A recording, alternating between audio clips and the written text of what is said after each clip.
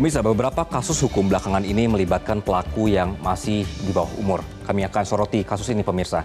Kasus yang mencuri perhatian belakangan ini adalah siswa SMP di Palembang yang dibunuh disertai pemerkosaan. Tindakan keji seperti yang dilakukan anak di bawah umur ini apakah bisa dihukum? Ini mungkin yang menjadi pertanyaan kita. Jawabannya bisa, pemirsa. Namun memang ada sistem peradilan pidana anak ketika mereka belum genap berusia 18 tahun. Sebutan yang lebih tepat adalah anak yang berkonflik dengan hukum. Anak yang sudah berumur 12 tahun tetapi belum berumur 18 tahun yang diduga melakukan tindakan pidana. Jadi sebenarnya bukan karena masih di bawah umur kemudian hukumannya tidak ada ya. Jadi sebenarnya ada tapi berbeda aplikasinya. Nah, sanksi pidana yang diterima anak di bawah umur ini terdiri dari pidana pokok dan juga pidana tambahan. Kemudian pidana penjara yang dapat dijatuhkan kepada si anak paling lama setengah dari maksimum ancaman bagi orang dewasa. Tindak pidana yang mengatur KUHP misalnya pelaku dewasa hukumannya 10 tahun, tapi kalau untuk anak terutama yang berusia 12 sampai 18 tahun hanya setengahnya yaitu 5 tahun. Kalau melakukan tindak pidana yang ancamannya untuk hukuman seumur hidup atau hukuman mati, maka untuk anak maksimal 10 tahun. Jadi kelihatan ya perbedaannya, pemirsa. Nah, jika kondisinya si anak ini melakukan tindak pidana sebelum genap usianya 18 tahun, tapi kemudian diajukan ke sidang pengadilan setelah si anak ini lewat batas umur 18 tahun, tetapi belum 21 tahun, maka si anak ini tetap diajukan ke sidang anak. Kami coba ambil beberapa contoh anak yang berkonflik dengan hukum yang pernah terjadi di negara ini. Mungkin beberapa diantaranya Anda masih ingat kasusnya. Dalam kasus penganiayaan berat terhadap David Ozora, kasusnya pemirsa yang dilakukan oleh Mario Dandi, anak dari pegawai pajak, ini melibatkan anak di bawah umur bernama AG. Dalam kasus ini, AG yang adalah kekasih dari Mario Dandi disebut merencanakan penganiayaan terhadap David bersama Mario Dandi dan juga Shane Lucas.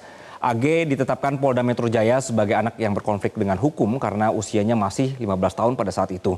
AG kemudian divonis 3,5 tahun penjara. Kemudian di bawahnya Anda lihat di sini, ini ada kasus di Situbondo. Majelis Hakim menjatuhkan vonis maksimal kepada 9 orang anak pelaku penganiayaan yang mengakibatkan korban meninggal dunia. Ini di sekitar bulan Mei atau Juni tahun ini. Nah, 9 orang pelaku anak ini divonis 7 tahun 6 bulan. 9 orang anak ini menganiaya MF hingga tidak sadarkan diri, kemudian dirawat di Rumah Sakit Waluyo Jati Kraksaan Kabupaten Probolinggo dalam kondisi koma dan meninggal dunia pada Minggu 26 Mei 2024. Kita bergeser pemirsa ke kasus lainnya. Di Makassar, ada kasus pembunuhan demi mengambil ginjal korban setelah tergiur dengan harga ginjal sebesar 1,2 miliar rupiah. Si pelaku membunuh korban yang masih 11 tahun dengan dibantu temannya. Kemudian Majelis Hakim Pengadilan Negeri Makassar menjatuhkan vonis bersalah terhadap MA alias AD yang usianya pada saat itu 17 tahun, remaja yang menjadi otak pembunuhan. Ia divonis 10 tahun ditahan di lembaga anak. Kita bergeser yang kasus terbaru. Siswi SMP ditemukan tewas di lokasi pemakaman Tionghoa dengan 4 orang pelaku yang masih di bawah umur. Mereka bekap korban hingga tewas dan para pelaku ini bergantian memperkosa jenazah korban. Per berita ini ditulis, proses hukumnya masih berjalan, pemirsa. Keempat pelaku ini kemudian dikenakan pasal berlapis terhadap perlindungan anak dengan ancaman maksimal 15 tahun penjara dan denda 3 miliar rupiah. Membahas kasus-kasus seperti ini membuat kita nyesek sekali. Kok tega begitu ya, pelaku bahkan masih di bawah umur dan kenapa mereka ini berani melakukan tindakannya. Nah, oleh karena itu kalau dalam teori kriminologi dan viktimologi, ini ada yang disebut dengan teori copying. Jadi copying ini sebenarnya ibarat anak-anak ini kertas putih, mau jadi gambar apa mereka ini kan tergantung nanti beberapa faktor. Di antaranya kami tampilkan di sini, pemirsa. Faktor orang tua yang mendidik mereka sehari-hari. Kemudian lingkungan sekolah di mana banyak waktu yang dihabiskan si anak di sana. Lalu ada faktor lingkungan pergaulan di sekitarnya juga ngaruh.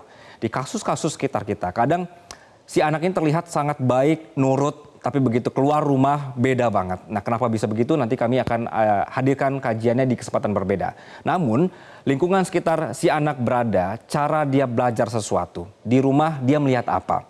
Di sekolah dia melihat apa? Dan di pergaulan dia lihat apa? Dari sinilah kemudian peran kita semua dibutuhkan untuk meminimalisir si anak untuk terpapar dari hal-hal yang kurang baik. Semakin terbukanya akses informasi, ini juga turut menyumbang sebab kekerasan oleh anak. Contoh medsos yang memudahkan berbagai informasi yang tadinya sulit diakses, khususnya yang bertentangan dari norma. Kemudian pengawasan sangat penting untuk mencegah terjadinya kekerasan dan tindak pidana oleh anak. Salah satunya adalah dengan partisipasi masyarakat terhadap penegakan hukum. Orang tua dan guru ini bisa mulai membangun hubungan yang sehat dengan anak. Misalnya mendengarkan, berempati kepada anak, berkomunikasi dengan terbuka, dan memenuhi kebutuhan emosional anak. Anak ini perlu diberikan rasa sayang, rasa aman, kemudian juga keberhargaan diri. Ini merupakan gambar diri yang sehat dari lingkungan sekitar. Melihat dan juga menjadi korban kekerasan ini akan menyebabkan si anak melakukan tindakan agresif. Si anak tentunya pemirsa ini harus diberitahu batasan dalam membela diri, kemudian bagaimana mengelola rasa dendam. Psikolog anak dan juga remaja Novita Tandri mengatakan, orang tua ini berperan penting dalam mencegah kekerasan kepada anak. Menurut Novita, jika orang tua tidak memiliki pengetahuan yang baik dan mengasuh dan mendidik anak, maka anak berpotensi dibuat sebagai objek yang berujung mengarah ke tindakan pidana. Novita bilang begini pemirsa, bahwa peran penting orang tua untuk memahami esensi menjadi orang tua. Jadi berkembang baik dulu, baru kemudian berkembang biak. Novita mengatakan digital parenting juga menjadi salah satu bagian penting yang perlu dipahami orang tua. Orang tua harus bisa bagaimana mengatur penggunaan gadget oleh anak. Membahas maraknya kriminalitas dengan pelaku di bawah umur, nanti kami akan ajak Anda bergabung dengan beberapa pakar. Sebenarnya ada apa begitu ya, bagaimana ini bisa diatasi di negara kita. Saat lagi pemirsa. Jelajahi cara baru mendapatkan informasi. Download Metro TV Extend sekarang.